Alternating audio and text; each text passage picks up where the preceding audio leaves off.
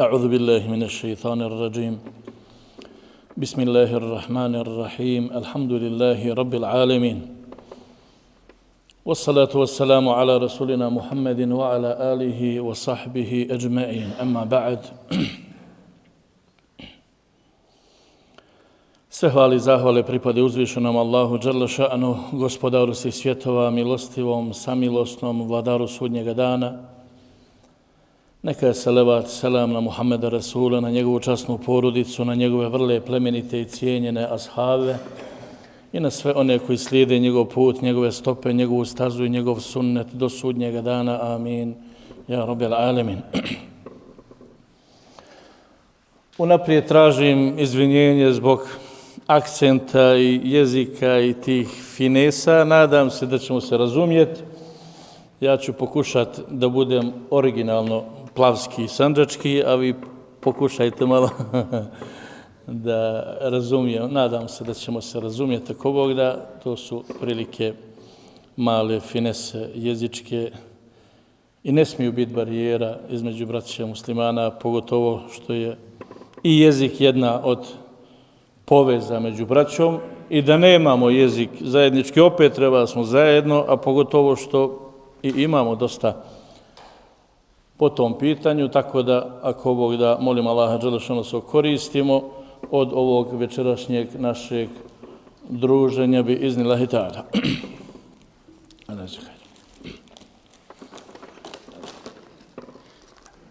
Povod moje posjete i mog dolaska ovdje, između ostalog, jeste naš dragi i cijenjeni musafir, dugo očekivani mjesec Ramazan, koji nam je, evo za još koji dan, ako Bog da, musafir u gostima. Musafir ramazanski, od kojeg se ima što šta naučiti, od kojeg se trebamo lijepo koristiti, musafir kojeg trebamo dobro dočekati i lijepo ispratiti. Mjesec Ramazana ja obično nazivam ovako u predavanjima i dersovima da je to mjesec ili period u godini kada mu'min i vjernik treba da obnovi licencu svoga imana i vjere. Za sva nešto ljudi obnavljaju licencu, za razne neke struke obnavljaju se papiri, licence i dozvole, ali iman isto također traži da se refrešuje i obnovi. Ehlen. Alaikum assalam wa rahmatullah. Tako da je mjesec Ramazana mjesec obnove imana. Mjesec gdje ti kao mu'min i vjernik licencu za svoj iman i vjeru moraš da refrešuješ i moraš da obnoviš, a moramo to činiti iz sljedećeg razloga. Svi se mi trudimo, svi se mi mučimo, svi smo u ibadetu radi Allahovog zadovoljstva, njegovog raziluka i našega sevapa. I svi se mi trudimo da budemo Allahovi robovi, između ostalog ne bi li bili džennetlije. Ali za džennet o kojem svaki mu'min brine, razmišlja, trudi se i muči, za džennet je u Kur'anu i Kerimu rečeno uiddet lil muttaqin, džennet koji je pripremljen za muttaqije, bogobojazne. Džennet spremljen za muttaqije, bogobojazne. Lil muttaqin. Nije rečeno da je džennet spremljen za bijele ili za crne. Nije rečeno da je džennet pripremljen za Arape, Turke, Bošnjake, Albance, Pakistance. Nije rečeno da je džennet pripremljen za učene ili neuke ili za selo ili za grad. Nije rečeno džennet je pripremljen za bogate i ove koji imaju novca, a nije za siromašne. Nije ništa toga rečeno. uiddet lil muttaqin, džennet koji je pripremljen za bogobojazne. Ako je džennet pripremljen za bogobojazne, to znači da je tebi zadatak, tvoj svakodnevni zadatak, svakog dana kad otvoriš oči i probudiš se, kako da ti današnji dan ispuniš takvalukom i bogobojaznošću i kako da ti tvoj život provedeš u takvaluku i bogobojaznosti i kako da ti pred Allahom sutra kad staneš kao mutekija bogobojazni. I o tome svaki mu'min brine i o tome svaki vjernik se plaši. Plaši. I zbog toga je mjesec Ramazana jedan termin intenzivnog kursa, intenzivnog ibadeta, za kojeg Allah dželešanu kaže sta'idhu billah, ja ejuhellezina amenu, ovi koji vjerujete, kutiba alejkumus sijam, naređuje vam se post, propisan vam je post. Kema kutiba alellezina min qablikum, isto kako je prijašnjim generacijama bio propisan post. La'allekum tettekun. Ovdje je poenta cijele priče, ne bili ste postali bogobojazni. La'allekum tettekun, ne bili ste ostvarili bogobojaznost. A treba vam bogobojaznost za džennet. Hoćete u džennet, jel da? Nema dženneta bez bogobojaznosti. Tačka. Nema dženneta bez takvaluka. A što je takvaluk? To je tema. To je, zbog toga smo noćas ovdje ako Bog da došli, da nekoliko definicija takvaluka podsjetimo, čuli ste vi to sigurno od vaših efendija, ali na to se trebamo podsjećati svaki dan i treba stalno neko da ti kaže od kako se probudiš, danas treba da si mutekija bogobojazni. Imena, pravci, što bi rekli, raznorazni identiteti su sporedni, sekundarni, primarni identitet kojeg treba da se trudiš oko njega jeste da budeš prije svega mutekije bogobojazan. A posle nacionalni identitet, što bi rekli, sportski identitet, mahalski identitet, to je sve poslije. Inna akramakum inda Allahi etqakum. Kod Allaha je najodabraniji, najčasniji od vas ko je etqakum, ko je najbogobojazniji. Bogobojaznost ima nekoliko definicija. Jedna od definicija bogobojaznosti bilježi se od Alije ibn Abi Taliba radijallahu anhu, koji kaže da je et-taqwa el-khawfu min el-dželil. Bogobojaznost je da imaš straha od Allaha. Takvaluk je da se bojiš Allaha. Da imaš straha od njega. El-khawfu min el-dželil. Wal-amalu bit-tenzil. I da postupaš po Allahovoj objavi. Allahova objava je Kur'an i sunnet. Pa je takvaluk da se maksimalno uskladiš sa Kur'anom i sunnetom. Da maksimalno tvoje vjerovanje, tvoj zbor, tvoju priču, tvoje djela uskladiš sa ajetom i hadisom. Kur'an i sunnet su objava od Allaha dželešanu data vjerniku ako misli biti mutekija bogobojazna. I Alija ibn Abi Talib kaže al-khawfu min al-dželil, da se bojiš Allaha dželešanu. Wal-amalu bit-tenzil, da postupaš po Allahovoj objavi, Kur'anu i sunnetu.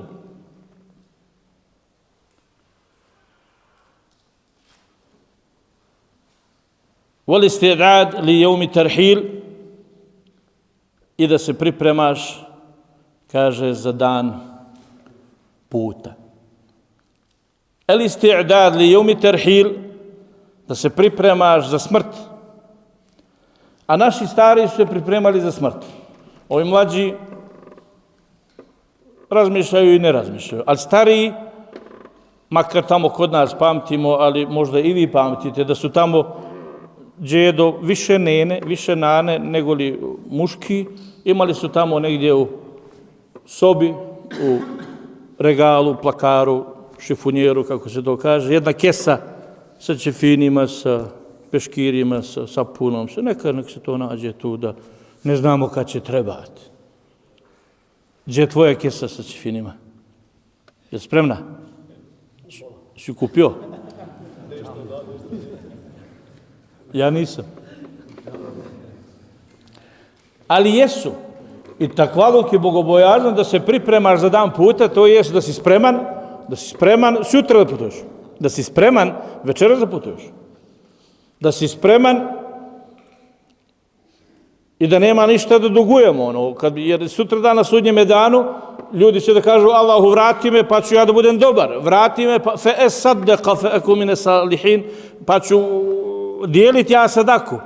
Evo te, vratili su te, dijeli sadaku i budi dobar. Imaš još malo lufta, budan si, popravljaj to što imaš. Da budeš spreman za dan puta. I onda svako od nas tu lekciju treba da nauči u Ramazanu, da budeš spreman za dan puta. Radi za ovaj svijet kao da nikad nećeš da mreš. Ali radi za budući svijet kao da ćeš sutra da mreš. Znači, nema preko sutra. Sutra ti je dženaza, El Fatiha. Gusul Efendija preuzimate i nema vremena. I za pravog mu'mina nema vremena, nema odgađanja, nema kasnije ću ili do godine ću. Nema to, za vjernika nema to. I ova definicija od Ali ibn Abi Taliba radijallahu anhu jeste jedna, što bi rekli ovako, najbliža, najkraća definicija da se bojiš Allaha, postupaš po Allahovoj knjizi i da si spreman za dan puta. Druga definicija od Ebu Derde radijallahu anhu, gdje je rekao da je takvaluk i bogobojaznost da se Allaha dželešanu bojiš i za malu sitnicu. I za malu stvar da se Allaha dželešanu bojiš. To su naši stari praktikovali i radili, pa nisu dali. Ako ima trošica hljeba, nešto, nemoj da gaziš nimet, nije to džajz, nije to, pokupi to. Mala trošica, neko bi rekao, haj Bogu, to šta ima trošica hljeba? Ne, ni trošica hljeba. Ali nije to bio samo hljeb, nego ni riječ, ni uvreda, ni ezijet.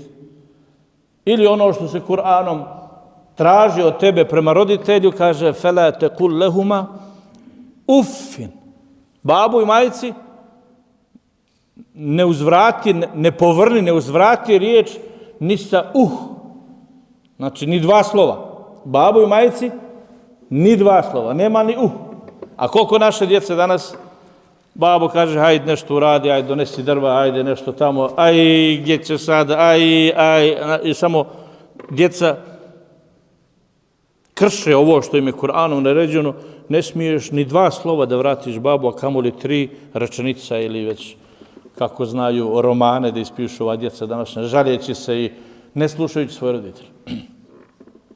Znači, od Ebu Derde je definicija takvaluka da se bojiš Allaha dželešanu i za malu stvar.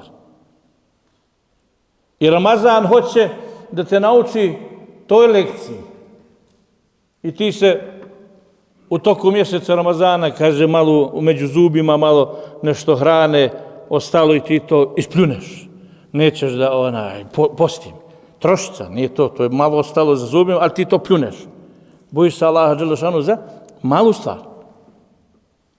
I tu lekciju u Ramazanu mi naučimo, ali nije ona za Ramazan lekcija. To je lekcija koja treba da te drži godinu dana naredno i da ti budeš savladao kurs, naučio u mjesecu Ramazanu nešto što treba da te drži sljedeću godinu dana. I onda čovjek se malo zaboravi, malo se opusti, ovako pa Allah dželešanu opet dadne Ramazan, pa mi opet se podsjetimo na te lekcije i opet tako godinu za godinom ti prolaziš spreman, pripremljen na intenzivnom kursu koji se zove Ramazan. Kurs bogobojaznosti. Razni su kursevi informatike, kursevi, engleskog, kursevi raznih struka, a kurs bogobojaznosti gdje je? kurs takvaluka gdje je? Ramazan. Ramazan je kurs gdje se savlađuju te lekcije. Imamo od Ebu Hureyre radijallahu anhu, koji je bio upitan šta je to takva, šta je bogobojaznost, pa Ebu Hureyre radijallahu anhu pita, kaže, jesi li ti hodio kroz šumu nekad? Jesi li hodio? Jesam. A kaže, a kako si hodio šumom? Kroz bunje, šipražje, šumom. Pa kaže, kako sam hodio šumom? Kaže, ako bi naišao na granu, na drvo, kaže, uklonio bih se. Ako bi naišao na drvo ili na granu ili na trn, preskočio bih. A kaže, ponegdje bi polomio i tako bi prolazio. Pa kaže, to ti je takvaluk, to je bogobojaznost. Kad naiđeš na grijeh, na džunah, ukloni se. Kad naiđeš na grijeh, preskoči. Kad naiđeš na grijeh, ako treba i polomi, ako smiješ, ako možeš, tako dalje, ali nemoj upasti u grijeh. Grijeh je i prema Allahu, grijesi su i prema Allahovim stvorenjima, grijesi su i prema samome sebi i na sve tri strane mora da stigneš, mora da budeš dobar i prema Allahu, i prema Allahovim stvorenjima, i prema samome sebi. Neko prema Allahu je dobar, a prema ljudima i Allahovim stvorenjima nije dobar, voli da slaže, voli da prevari, voli da udari, voli da brzo vozi pa da bude opasnost, voli da ogovori, voli da mrzi, voli, svašta nešto voli. A klanja, a bio na hadž i tako dalje. Znači, prema Allahu je dobar, ali prema Allahovim stvorenjima nije dobar. Ne valja. Neko je prema Allahovim stvorenjima dobar, ali prema Allahu nije dobar. Neko prema Allahovim stvorenjima dobar, ali prema sebi nije dobar. Pije alkohol, drogira se i tako dalje, dobar, da će ti pomoći ti i tako dalje, ali za sebe loš. Znači, takvaluk je bogobojaznost je da budeš dobar tri pravca prema Allahu, prema Allahovim stvorenjima i prema samome sebi i da se u sva tri aspekta sačuvaš džunaha i grijeha.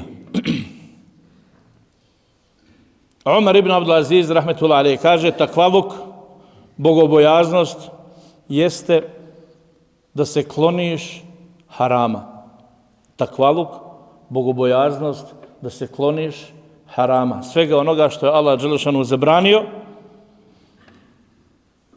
da činiš sve što je Allah naredio, znači kloniš se harama, činiš farzove, kaže, ako preko toga ima nekakva dobra, fehuwa nurun ala nur. A preko toga, ko šta uspije da ima dobra, to mu je svjetlo nad svjetlom.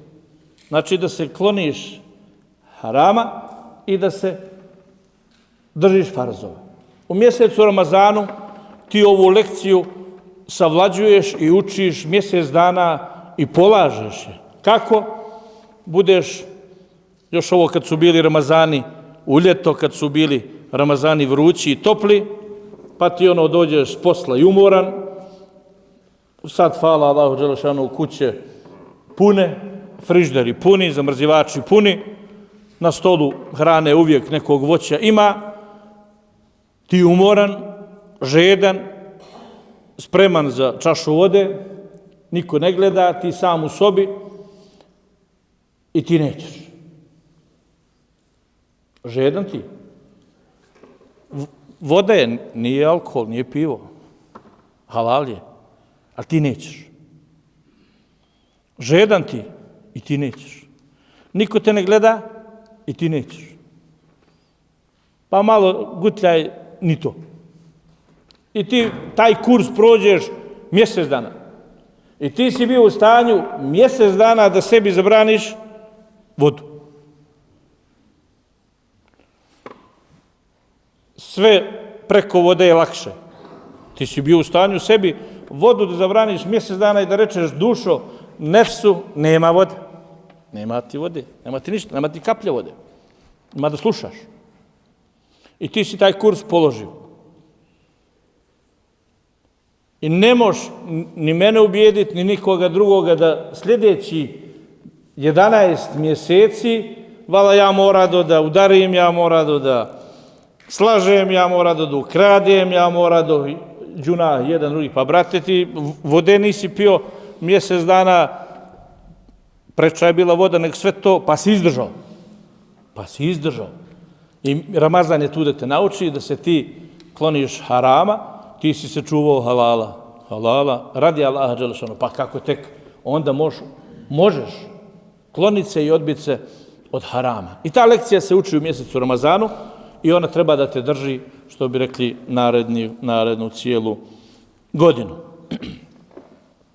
Kaže, ako te neko vrijeđa ili proziva u toku posta, kaže, ti reci, ja postim. Šta hoće ovaj edeb ramazanski ili posta, čemu da nas nauči? Pa hoće da te nauči da nisi svađalica, da nisi čovjek od svađe, da se kloniš svađe i da naučiš tu lekciju u Ramazanu i u toku godine dana naredne ti se ne svađaš. Naučio si tu lekciju u Ramazanu i neko te dira, provocira, ti ovako, ti inako, ti reci ja postim i ako ne postim, naučio sam lekciju iz Ramazana, lako ćemo. Neću da se svađa. Za svađu i za ljubav trebaju dvoje. Ako ti nisi jedno to dvoje, onaj tamo nema s kim da se svađa. A ako nađe raspoložnoga za svađu, onda onaj tamo može da nađe druga za svađu. I onda treba da naučimo lekciju ramazansku, a to je da se ne svađamo. Možemo da pričamo, do sutra razmenjujemo argumente, ubjeđujemo se, međa je tu, nije ovdje, ja mislim da je međa tamo, nije ovdje, voda je prošla vamo, ko sve, što bi rekli ljudi, svađaju oko međa, voda i tako dalje, ali naučiš da pričaš normalno, da se ne svađaš. I nije uslov da se dogovorimo danas. Nismo se dogovorili danas, ne mora da se posvađamo. Opet ćemo da pričamo i opet ćemo da pričamo, ali ne smijemo da se posvađamo. I to je jedna od lekcija Ramazana. Omer ibn Abdulaziz definiše takvaluk riječima pa kaže kada čovjek bude u stanju da izvadi sve što ima u duši, da stavi na jedan tanjir ili oval ili pladanj i da prođe kroz čaršiju sa svim tim i da se ne zasrami od toga što je tu, to je takvaluk, to je bogobojaznost. Ako ko smije to da učini, da sve ono što nosi u prsima, što razmišlja o drugima, što ima planova, stavi to na tanjir, prođi čaršiju, smiješ li proći time gradom i da se ne zasramiš i ne zastidiš, to je takvaluk i to je bogobojaznost. Imamo od Abdullaha ibn Omera radijallahu anhu definiciju takvaluka i bogobojaznosti, pa kaže takvaluk i bogobojaznost je da ne gledaš ni jednog čovjeka da si bolji od njega. Da ne gledaš ni jednog čovjeka da je gori od tebe. Ili da gledaš svakog čovjeka da je bolji od mene. A nije lako. I mi obično smo kontra nastrojeni, mi smo najpametniji, mi smo najiskreniji, mi smo najhrabriji, sve nešto sam ja, a svi drugi su gori od mene. Nije to takvaluk. Takvaluk je da svakoga gledaš da je bolji od tebe. Selef, prve generacije muslimana vide mlađega od sebe, kaže ovaj je bolji od mene. Što je bolji od tebe? Kaže mlađi od mene, manje ima džunaha i grija, ja sam stariji. Ja sam se nakupio svega. Mlađi je bolji od mene. Vidi starijega od sebe, kaže bolji od mene. A što je stariji bolji? Kaže ima više godina, ima više dobrih dijela. Bolji od mene. Stariji je bolji, mlađi je bolji. Kaže ako vidi sebi druga istih godina, kaže i on je bolji od mene. A što je bolji od tebe? Kaže možda ima nešto od dobrih dijela da ja ne znam. Kaže vidi nevjernika, kaže, bolji od mene, čafira. Kako, kaže, čafir bolji od tebe? On ne zna za Allaha, radi to što radi, a ja znam za Allaha, da li radim što treba da radim. Vidi čafira, prepane se. Kaže, on ne zna za Allaha, ali ja znam. Vidi životinju, uči od nje. Vidi mrav lekcije. Vidi pčelu, lekcije. Bilo koju životinju da staneš da gledaš, ima da učiš. Da učiš. Pa i to je priznanje životinji. Nije da je bolja od tebe, ali da je malo možda haviznija od tebe. Učiš, znači mu'min uči od svakog. Koga god vidi, uzima ibret, uzima pouku, uzima lekciju. I to je takvaluk, to je bogobojaznost koju mora da izgradimo kod sebe, da koga god vidiš ispred sebe, bolji je od mene. A nije lako. Obično šeitan priđe svakome od nas i malo u kibur. Nađe šeitan razlog za kibur uvijek, ali da ti budeš mutekebir, oho. A hadisom je rečeno da u džennet neće ući men kane fi qalbihi mithqalu dharratin min kibr. Neće ući u džennet ko u srcu bude imao trunku kibura. Ovo je opasno. Nije rečeno kapica alkohola. Mi obično alkohol, to nam je glavno, a brate ima puno tih tamo, što bi rekli, s alkoholom se ne ohole, a imamo ovamo puno nekih koji nisu s alkoholom, ali se ohole, ali su u kiboru. I svako od nas, kad sve ovo sluša, treba da brine za sebe. Mi obično kad slušamo ajete, hadise, dersove, šeitan se potrudi da ti ne skontaš pouku i ders, pa ti kaže, a vidi Husa, vidi Hasa, vidiš što je Efendija rekao za onoga tamo, naš, i on ti samo baca, ama Efendija zbori tebi, ne zbori Efendija za Hasa i Husa, tebi se obraća. Šta imaš ti od onog što je rečeno, da popraviš, da sprovedeš i da se, što bi rekli, držiš toga. I zadnja definicija takvaluka i bogobojaznosti jeste od Abdullah ibn Mas'uda radijallahu anhu, koji je rekao takva an yuta'a fala yu'sa. Takvaluk i bogobojaznost jeste da si Allahu pokoran fala yu'sa i da nisi jedan od onih koji prema Allahu griješe. Široko polje, farzova je mnogo, harama je mnogo, valja nam se truditi koliko možemo i zbog toga treba učiti, treba znanja imati, da bi znao šta je sve tebi obaveza. La yukellifu Allahu nefsen illa wus'aha, Allah te ne duži preko tvojih mogućnosti, ali možda su tvoje mogućnosti veće nego moje. Ti možda imaš više vremena, ja nemam. Ti možda imaš više para, ja nemam. Ti možda imaš više znanja, ja nemam. Ti možda imaš više vlasti, pozicije, pitaš se, ja se ne pitam. Tvoje su mogućnosti veće, moje su mogućnosti manje. Allah duži svaku koliko može. A tvoje je da studiraš sebe šta možeš. I onda kad tu kreneš, kad malo zaroniš, onda ćeš da vidiš da ti mnogo što možeš. Ali lijenošću svojom, nemarnošću svojom, neznanjem svojim, bježiš od jedne obaveze, od druge obaveze, od treće, zapostavljaš gdje baba, gdje majku, gdje rodbinu, gdje komšiju, gdje djecu i tako dalje i tako dalje. En yuzkere fela yunsa. Da Allahu zikr činiš i da Allaha ne zaboravljaš. Da Allahu zikr činiš i da Allaha dželešanu ne zaboravljaš. Koliko mi u toku dana zaboravimo na Allaha. Koliko put u toku jela i pića zaboravimo da rečemo bismillah. Koliko put zaboravimo da rečemo elhamdulillah kad završimo sa jelom i sa pićem. A ima jedno od predaja, kaže, koji rob uspije da se zahvali kad jede i pije, Allahu dželešanu bit će dženetlija. Koji uspije. Nije lako biti uvijek svjestan kad jedeš i kad piješ Allaha dželešanu. Zikr koji se traži, fadhkurullaha zikran kathira, Allahu dželešanu zikr činite. Mi često put zikr protumačimo usko i mislimo da je zikr samo jezik. Jezikom subhanallah, alhamdulillah, Allahu ekber i to je to.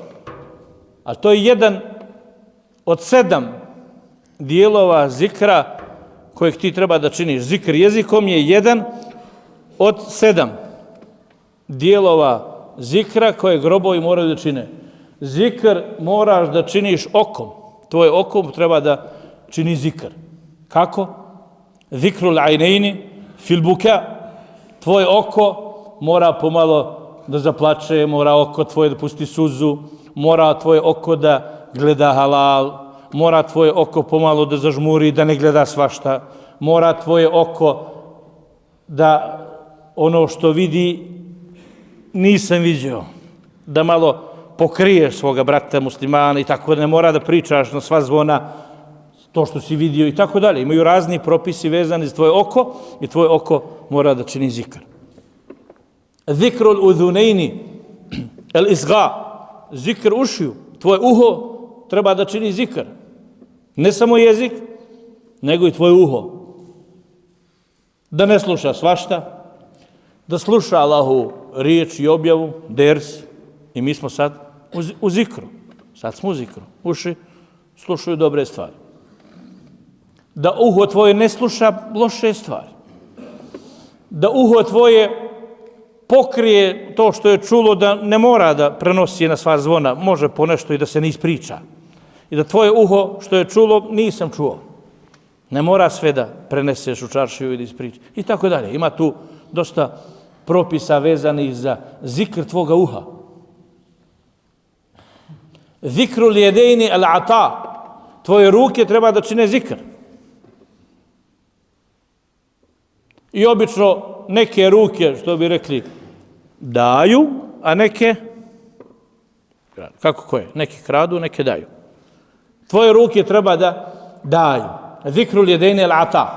Da daju, da rade, da pomažu, da brane, zavrneš rukave, da pomogne i tako dalje. To je sve što trebaju ruke. Posebno danas ove telefone, ono što bi rekli, nije po jedan, no po dva. Znaš, imamo po dva. Pa ako ti Allah dao, pa ti u ruke, pa jedan ajet, pa jedan hadis, pa jedan ders, pa efendijina hudba, pa drugog efendija hudba, pa pošalji prijateljima, pa podijeli. Tako, daj malo, kad ti je već telefon u ruke, hajde malo, što bi rekli, osevapi se sa njime, pozovi babo, majku, ima tu broj babo i majčin, tako, kako ste, jeste li dobro, treba šta, komšiju, rođaka i tako dalje. Zikrul bedeni el-vafa, zikr tijela tvoga, el-vafa, odanost. Tvoja majka hoće pare, ali i neće pare, hoće tebe. Tvoja majka hoće popije kahu s tobom, hoće da jede s tobom, hoće te gleda, budeš pored nje. I to ne može pare da zamijene, tu mora ti. Da se nacrtaš i da budeš ti. Kod baba, kod majke, kod džeda, kod nane, kod prijatelja, kod druga, tu mora da se nacrtaš. I odan prijatelj, odan drug, i kad si ti mrtav, on je tu. On je tu. Ti si umro, ali on je tu. Na dženazu da te spušti, da te ukopa i tako dalje. I to je zikr tvoga tijela. Zikrul kalbi al-haufu var-rađa. A zikr srca tvoga jeste strah i nada. I tvoje srce mora da bude u strahu i nadi. I mi imamo dvije kontre kod ljudi, ovi što nisu u džami i što nisu na seđdi, oni su čitavi nada. Oni 100% nada, nema strah. Allah će oprostiti. On pije, ne klanja, nema ga na seždu. Šta je? Allah će oprostiti. Pa hoće, no, onome ko traži. Ko ne traži, neće. Ko reče stakfirullah, hoće. Ili je neko u 100% strahu. Poput ekstremnih, oni koji sve proglase lošim i nema dobrih i niko neće u džennet, tako da to su kontra ovima. Wa zikru ruhi et teslimu ar-rida wa teslim. I zikr duše, nabrajamo zikrove koje mora da činimo, i zikr tvoje duše jeste raziluk i predaja Allahu dželešanu. Raziluk da si razi, da je tvoja duša razi sa Allahom. Femen radije felehu rida. Pa ko bude razi sa Allahom, Allah će biti razi s njim. Omen sehita felehu suhtu. Ko se ljuti na Allaha, Allah se ljuti na njega. Razi sa Allahom u onome što ti je naredio. 5 vakti ti je naredio, predaješ se puna srca. Razi sa Allahom u onome što ti je zabranio. Allah ti je rekao haram, haram prihvataš. Razi sa Allahom u onome što ti je dao. Nekom je dao malo, nekom je dao puno i jedan i drugi treba da su razi sa Allahom. Razi i zadovoljan sa Allahom u onome što ti je dao pa ti uzo. To je malo teži dio. Tu mu'mini razni padaju na iskušenju kad mu se uzme. I tako dalje. Ali je to zikr kojeg treba da treniramo u mjesecu Ramazanu i to je takvaluk. I to je post. I post ima više vrsta i sa tim završavamo ders. Ima post običnog svijeta. Kaže, obični svijet, kod običnog svijeta posti, kaže, stomak i polni organ. I to je to. Posti, ne jede i ne pije i ne primiče se ženi i to je to. I to je dobro. To je onaj farz neki osnovni. To je dobro, ali mi kao džematlije hoćemo malo, što bi rekli, onaj post saumul hasa. To ima saumul ame i saumul hasa. Post malo odebranih ljudi. A šta je post odebranih ljudi? To je post gdje posti oko, gdje posti uho, gdje posti jezik, gdje poste ruke. Znaš, još malo učestvuju u postu ostali dio tijela. I to je saumul hasa. I malo ljudi tako posti. Malo ljudi posti okom, malo ljudi posti jezikom, malo ljudi rukama, posti ono, ali malo ruke. Ne malterišu baš, kako bi trebali i tako da. A post muhsina, što bi rekli post mukina, post enbija i vasalihina, Božji poslanika, kaže to je saumul kalb, post srca. To je malo level, high level, pro high level. Ne može baš svako da bude u stanju da mu posti srce. Da srce bude, što bi rekli, u strahu od Allaha, u nadi u Allahu, u tevekulu na Allaha, dželešanu, u veđelu, osjećajima, u svim onim ibadetima koje srce treba da čini u postu i da, što bi rekli, puni srce zikrom, ela bi zikri Allahi tatma'inul kulub, doista u zikru Allah se srca smiruju. I srca ako budu šuplja, onda tu uđe nešto dunjaluka od pokvarenih nijeta, licemjerja, munafikluka i ostaloga. A što je srce punije zikrom, onda nema mjesta drugo da uđe. I zbog toga treba srce da bude ispunjeno zikrom i da mi budemo jedni od ovih koji poste srcem.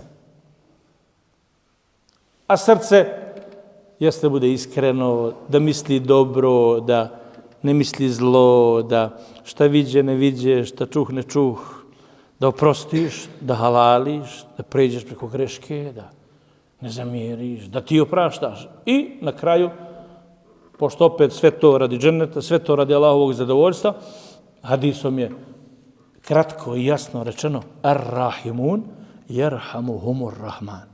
Kome će se Allah smilovati na sudnjem danu? Ko rahmet dobija na sudnjem danu? Mi za svakoga dovimo Allah rahmetili, to je dobro, to je dova, to je namjesto, ali ko?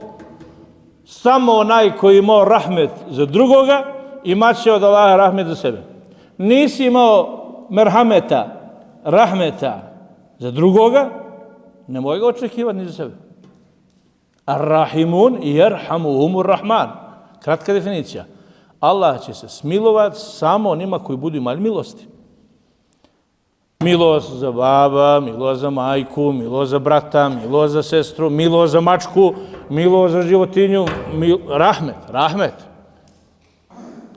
I to su lekcije, što bi rekli, koje sam odabrao za mene prije svega, pa onda i za vas, da se podsjetimo na njih i da mjesec Ramazana, što bi rekli, dobro savladamo, da ne bude to sa dvojkom, nego da to bude petice, da bude post mjeseca Ramazana sa peticom, prije svega u ibadetu sa farzovima, kako je rečeno od selefa, dosta je čovjeku od hajra da čini farzove, da izvršava farzove, da slijedi poslanika. I još jedan detalj, ispade dosta tih detalja, ali moramo da naznačimo, jer puno ljudi olako, džematlija, naših vjernika, to skreću sa uma, a to je eklul halali. Eklul halali je halal zalogaj. I ovi od selefa, prvi muslimana, kaže da poštuješ farzove, da slijediš poslanika i da jedeš halal zalogaj. Jer bez halal zalogaja i bez halal zarade i bez halala, što bi rekli, od hrane, ništa ti ovo ti drugo sve pada u vodu. Što? Kaže, Allah naređuje mu'minima šta naređuje poslanicima. Ja ejuher rusulu kulu mine tajibati ma razaknakum. Ja ejuher ledine amenu kulu mine tajibati. Ovi koji vjerujete, o poslanici, jedite halal i dobra jela. Pa poslanik sallallahu alejhi ve sellem stavlja i kaže, a imamo čovjeka yutilu safar, koji s dugoga puta na hadž pređe, pomuči se, eš'ath akbar, kaže čitav se oprašnjavio, čupav, zapustio, došao na Arefat. Ranije se to išlo na konje, pješke, nije bilo aviona i ovih čuda kao danas. Dođe, podigne svoje ruke i dovi, ja rabbi, ja rabbi. Dovi, traži za nešto. وَمَطْعَمُهُ حَرَامُ وَمَلْبَسُهُ حَرَامُ وَمَشْرَبُهُ حَرَامُ فَأَنَّا يُسْتَجَابُ لَهُ. Kaže, odjeće mu na njega haram. Hrana koju jede mu je haram, piće koje pije mu je haram, فَأَنَّا يُسْتَجَابُ لَهُ. Kako da mu se odazove na dovu? I prvi muslimani su naznačavali sve ovo od dersa što smo čuli, vazova, i halal zalogaj. I halal zalogaj. Onda se možeš nadat kompletnom tvom ibadetu da će da bude trasiran dobro, ako se potrudiš i pomučiš da tvoj zalogaj bude od halala. Halalom zarađen, halalom napravljen, halalom, što bi rekli, pripremljen i sve ono što slijedi. Ovaj ders i ova lekcija prije svega upućujem je meni, a onda i vama da se trudimo da sačuvamo naš ibadet i našu vjeru i preko toga, što bi rekli, halal zalogaja, da to je gorivo. Haram zaloga je gorivo šejtansko, da, što bi rekli, tebe navodi na zlo. I onda halalom, kaže, lejinul kulube bi eklil halal. Svoja srca očistite i svoja srca smekšajte, kaže, jelom halala. Samo se hrani halalom, srce će da dođe na svoje. A ako srce, lubinu, stomak puniš haramom, prije svega haramom zarađeno, a onda i haramom na druge načine, onda i tijelo mora u haram da ode, što bi rekli, što je haramom. Što se na haramu uzgoji, fennaru eula leh, džehennemska vatra ga je najpreča. Molim Allah dželešanu da mjesec Ramazan učini nam poukom, dersom, lekcijom, školom, kursom, gdje ćemo savladati sve ove neke lekcije koje treba da ispraksamo, što bi rekli, tokom mjeseca Ramazana, da farzove uspostavimo u mjesecu Ramazanu. Šeitan, puno mu je teže da radi sa tobom u mjesecu Ramazanu, pa ti iskoristi taj moment kad se šeitani povežu iz putu, da ti malo te farzove uspostaviš, pa ako si uspostavio farzove 5 vakta, pa u džematu da budu, pa noćnog namaza na teravijama da bude, malo tih dova da pojačaš, malo halala toga na iftaru, što bi rekli, da pojedeš i da mjesec Ramazana bude ti jedan kurs kako ti sljedećih 11 mjeseci treba da živiš. Znači, musliman je stalno u Ramazanu i poslije Ramazana uvijek, što bi rekli, budan, havizan i svjestan, kako u Ramazanu paziš se od kapljice vode, od zalogaja hljeba, isto tako godinu dana da se paziš od ružne riječi i nečega što je haram. Halalite na duženju, ja ne dolazim puno po